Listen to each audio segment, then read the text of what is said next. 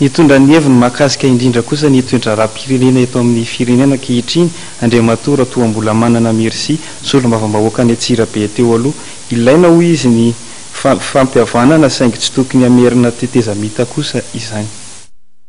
Miarotra ny safidim-bahoaka sy ireo rafi-panjakana izay mivoaka tamin'ny fifidianana mivondro miaro ny safidim-bahoaka sy ny ara-dalàna. Raha ambaran'Andriamatoa Ratoambola Manana Merci fantatra amin'ny anaram-bositra hoe na merci dia tsy tokony asindresaka intsony ny androm-panjakana izay mijoro na dia misy ary ny firosoana amin'ny fampihavana pirenena. Dia miaro ny safidim-bahoaka sy ny ara-dalàna izay. I zavatra rehetrarehetra rehefa lany filoham-pirenena lany tamin'ny fifidianana ny ekeny rehetrarehetra ary ny ekeny ny raisam-pirenena dia mino angamba fa zany natao hoe fitondrana filoha ara-dalàna. Tena niaraka ny fifidianana solombavam-bahoaka sy ny filoham-pirenena dia reo député reo koa dia député lany ara-dalàna. Fa raha izao zany mbola eritreretitsika hoe isy ny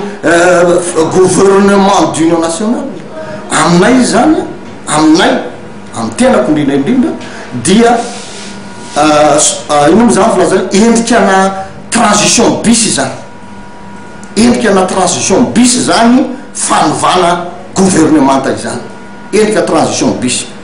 satria hiditra daholindray zany ny akolafinana rehetrarehetra amiko dia tsotra tsy hoe akory hoe ny tena milaza fa tena mahay na ohatr' zany fiteniko manao hoe mipirafitsy ampiraisitrano raha mipirafy na ampiraisitrano tompoko mifampamisafy inona moa zavatra nandeha tamin'ny gouvernement d'union nationale tsy krizy fahatrana misy satria manino fandrivotra ao tsisy zavatra hoe fandrivotra fotsiny ny gouvernement atao dia izy indray ve mbola tadavitsika.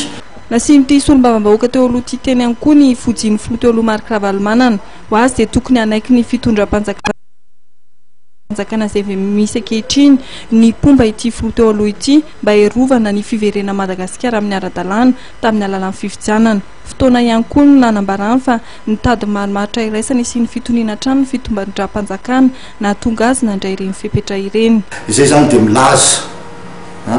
fa indrena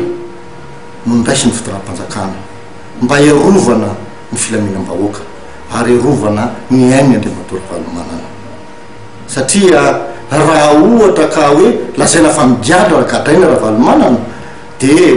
tsy miaramila no miandry azy tsy amitorana iray ohatran'ireny fa ohatran'nay zay migiadra tamin'ny fotoana telo sy roa arivo dia tany tany morana tany atsefaha pénitentiaire no miandry dikan'izay zany dia aminay dia mbola fikatsahana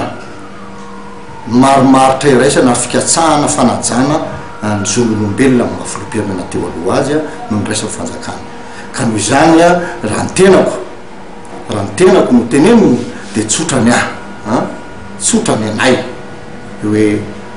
rehefa lany ny fitondrana anankaray ny mpitondra anankaray ankehitriny zany moa dia ny président Rajaonaromampianina no lany eo